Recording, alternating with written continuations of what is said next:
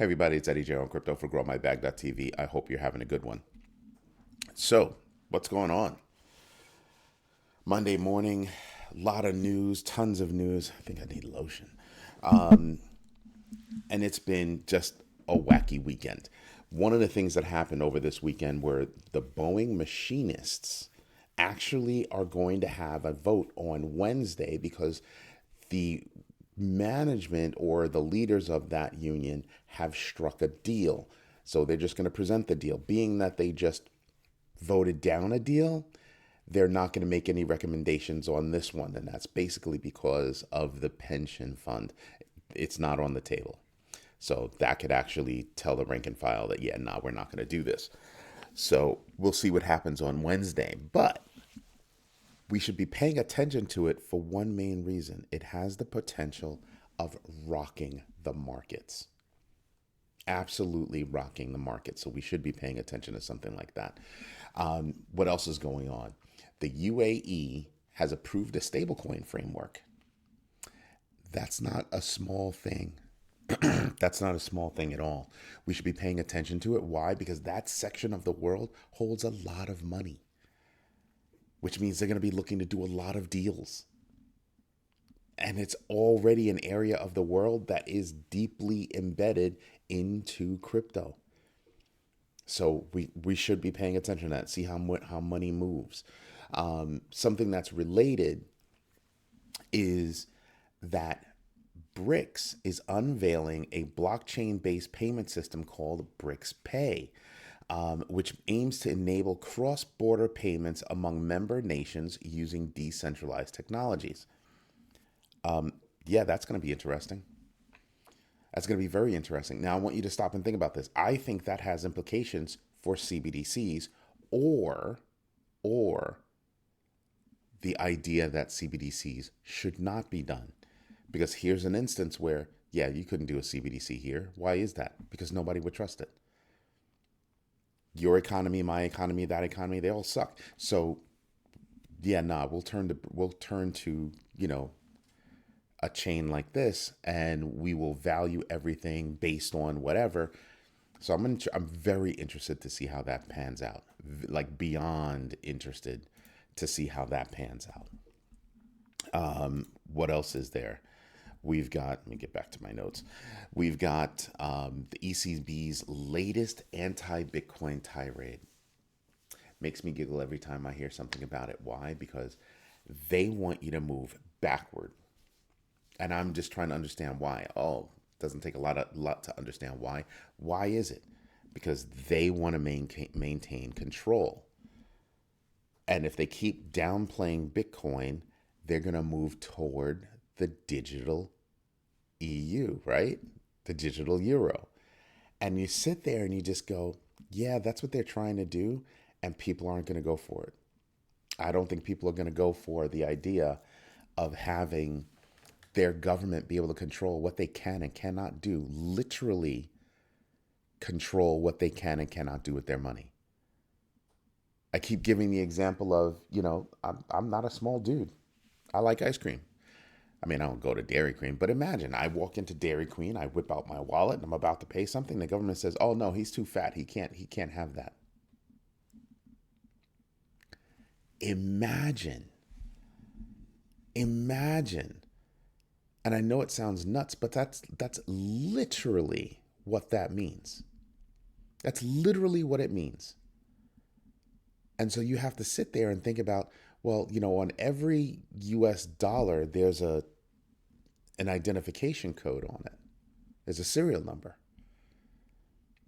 Imagine if somebody could actually tie that serial number to you and they say, oh no, your dollar's not good. Your money's not good here.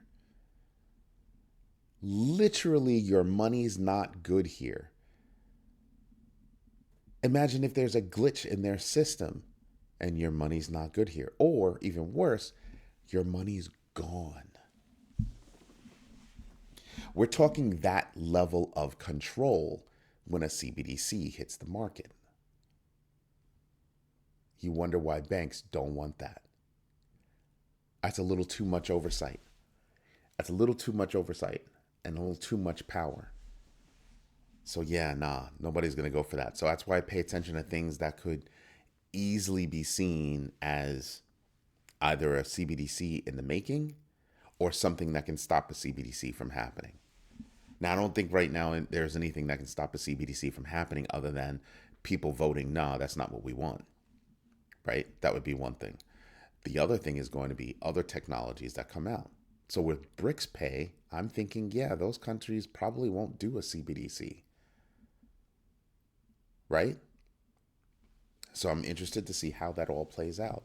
I'm interested to see how the UAE and their new stablecoin framework is gonna work throughout, right? I mean, it's a Bitcoin linked fund, and I'm sitting back and I'm kind of saying,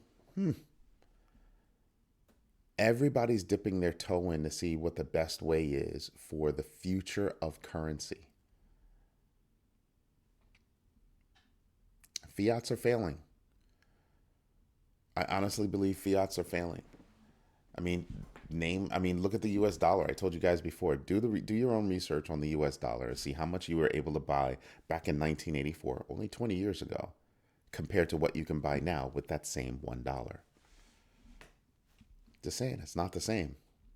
It is not the same. You know, what else is going on? The Boeing machinists getting a new contract. Everybody's sitting there going, what does that have to do with crypto? Let's suppose they vote positively for that. Boeing's already lost like about $1 billion, $1.3 billion over this strike. It's a months-long strike. That strike coming to an end would be a positive thing for the markets. Mind you, overnight last night, Bitcoin hit 69,400, give or take, depending on what exchange you're on. But that was basically it. And you're sitting there and you're just going, holy moly. I woke up and it's in 68s. Yeah. However, it hit 69.4. That's the previous high right there. That is the previous high right there. How far away are you from, the new high? Could we hit it by the end of the month? People are thinking yes, that we could revisit the all-time high for Bitcoin by the end of the month. It's very possible. The math is mathing. The math is absolutely mathing. Then I'm reading around about how VCs, crypto VCs, are starting to move their sites over to AI. Now, what I think is going to wind up happening is you're going to have a convergence between AI, automation, and blockchain. Call it ABBA, AI, blockchain, automation. You put those three together and you've got a very effective platform. And I can explain to you how we're using it. It's already a thing. So VCs are definitely going to be looking in that direction. So I'm expecting a lot more to start happening. And I don't think it's an either or situation. I really don't think it's an either or. I think they're starting to turn their attention toward, AI, but I don't think they'll be leaving,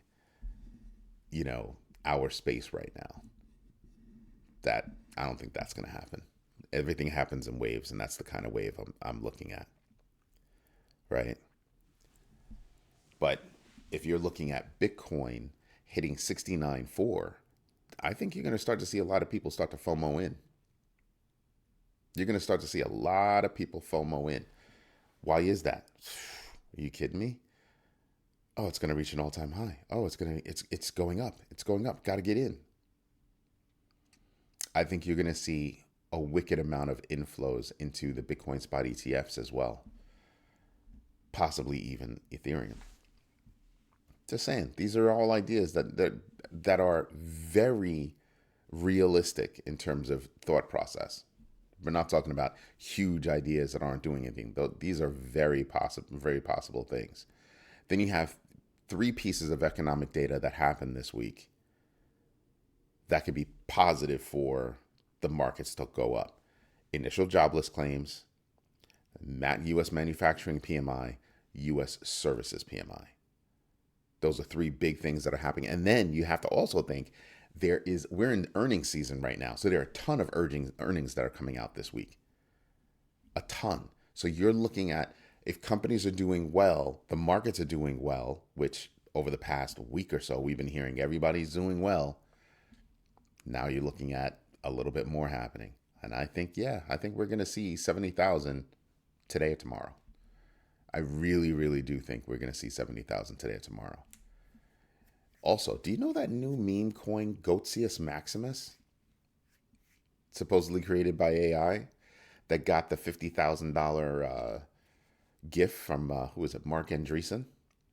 Dropped 50% today because of a typo. A typo. I mean, do I think it'll come back? Well, it's a novel idea. It probably will come back. I mean, it's a typo, but a 50% drop? Holy moly. I think something that people are going to have to pay attention to are the number of bots that are out there that are doing trading on behalf of bots, smart combined with smart contracts. These are things that are just acting on, calculation. Nothing different from the regular stock market, mind you. I just think that people are going to have to pay attention to it, because you're going to have bots that can go awry, and you're going to have people that are going to react to the bots. Then the bots are going to react to the people. And that, my friend, could be a macro event that can send the market up or down. So just be mindful when you're making your purchases. All right? But you know what we should do? Oh no, BricsPay. That I keep thinking about BricsPay. I keep thinking about CBDCs. It just sticks in my mind. Pay attention to that. And BricsPay, doesn't it sound like PayPal, like at that level? And it's not at that level. It's at the state to state level. I think that's a stupid name. I just don't like the idea of BRICS. And it's not the idea that they're trying to break away from the dollar. I just think that you have some of the worst economies trying to get together to do something like that. And it's kind of like, why would we want to listen to you, and you have one of the worst economies in the country, in the world? Good job. Good job. I think all the economies in the world are a little bit hosed, right? Traditional finance, I think, is having problems all around the world. So yeah. But you know what we should do? That's right. We should get into the numbers. So let me get my notes out of the way, and let's go get into the numbers. So we'll start with the top 25 losers on the GMB crypto tracker. And there you go. And you stop right there. Those are the only two losers. Down 6% for CeeLo, down 6% for Nero. Nero's got a 32.22 GMBX factor. CeeLo has an 11.35 GMBX factor. I don't own either one of them.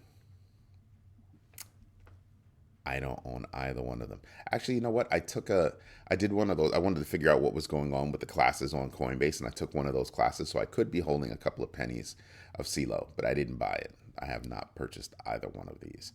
So, but when you look at this, it's a precipitous drop. There's not a lot of losers at all. And, based on my 5% rule, that's not a thing. So let's go over to top 25 winners, and we've got double digits for a while. We've got double digit winners for about 12 out of the top 25. So let's see. Who do we see? Wow. No big names right now. You could say Blur, but that's not a big name. It's just a name that I know. Theta Network, 6% move. There are no big names. That means everybody's moving sideways right now. Everything's kind of inching. You know what I mean? This is insane. I don't know where that came from, but that's proper. That is the proper calculation. But look at what its high was at $5, just so you can understand how it works. And then there's its price right now, so you can see how that could easily translate into that. Now, is it going to happen? Yeah, I don't think so. No, not at all. Not at all. Right? And you can see, like I said, we're going to have PMI for services come out on Thursday, same thing for U.S. manufacturing PMI on Thursday. You also have new home sales and initial jobless claims all Thursday. Thursday is a big deal. Thursday is the hot day. Wednesday is a hot day only because the Boeing machinists are going to vote on the new package on Wednesday. And because there's no recommendation for or against it, who knows? So that's interesting. The fear and greed index is at 72. We're, substantially into the greed space. Yeah. You have 98.465, basically $98.5 billion in total value locked. We've got right now, look at that. Remember, the orange, let me zoom in a little bit. The orange is the 200-day moving average. The yellow is the 20-day moving average. And you can see how support is being supplied by the 200-day moving average. You can see this downward dip right here. I think it's going to wind up going back up. And I think when it goes back up this time, we'll be above that 69,365, which is my green line. You can see how it went over just right there. Here, I'll circle it for you. You can see it right there. Right? This is what I'm paying attention to when I look at everything. This is why dollar cost averaging, buying in on a regular basis, is a very good thing, because it averages out over time, and your average should be going up over time. That's the big deal. That's the difference. Then on the big board, this is what we're looking at over here. Just all over the place. Just tons of things that you could buy into. Holy moly. There's a lot of interesting buys right here. SUI's kind of stagnant below $2.10. And I'm kind of thinking, yeah, that could be a good buy-in price, because it's going to go up. It's absolutely going to go up. But look at Cardano eking its way up. It's at 36 cents now. It was at 35, 34 for a while. Yeah, there are a lot of things that you could buy right here. I still think, again, I just think that there's a lot going on, because a lot of these coins are nowhere near its all-time high. I mean, obviously SUI is. Its all-time high was 235 and just said it last week, so yeah. But you don't have a lot of those situations running around, and then you just have to have faith that it'll go beyond that all-time high, which for SUI, I believe it will. And then looking at the big board, you can just see, yeah, look at that number for Bitcoin. Look at this number for Bitcoin. The year to date, 61.56% year to date. Ethereum only at 18.57. BNB chain back up to 94.64. Telling you, you've got to pay to, if you're paying attention to the rhythm of the respective coins, you've got to start paying attention to that year to date number. And then you can see how it's flowing throughout the year. Excuse me. And that's going to make a big difference. Yeah, it's mad early in the morning, so my voice isn't all the way fully awakened yet. But yeah, I'm looking at coins that are giving me opportunities. Toncoin's been stagnant at 530. I think, to me, that's an opportunity. 1.29%. And by the way, I'm already in the black on that one. So I'm very happy about that. Again, Cardano going up a bit. I still think it should, to me, it should be at 50 cents. Given everything that it's been doing, I think it should be at 50 cents. But it got bunny hopped by Tron. I mean, that's tough to beat. That's a tough thing. You're right. Then you've got Avalanche, Shiba Inu doing well. The only reason why I say Avalanche is doing well is because gaming is making a comeback. Gaming is making a comeback, and if you invested 30 days ago, you're up to almost 22%. That's why I say to people, pay attention to these ins and outs for these different coins. Pay attention to the rhythms, right? And you might be able to get in at the right time. Maybe you can look to see if you can get in at that valley before it goes back and creates another peak. That's why I tell you guys, do your own research and start paying attention to these things. Each one of these things that I talk to you about are ideas about how you can move forward as you start to pinpoint where you want to invest. Anyway, everybody, this is Eddie J on crypto for growmybag.tv. I really hope that you like what I'm doing. And if you do, hit the notification bell so that you know when I'm dropping a new video. Definitely subscribe to the channel. And if you can, you should absolutely become a member. We just had our second Big Baggers meeting this past Friday, and it was awesome. It was about 2 hours of people speaking about investments. So, great meeting. An absolutely astounding meeting. I think it's going to get better and better each time. Anyway, and it's a monthly meeting, by the way. Anyway, have a good one. Bye bye.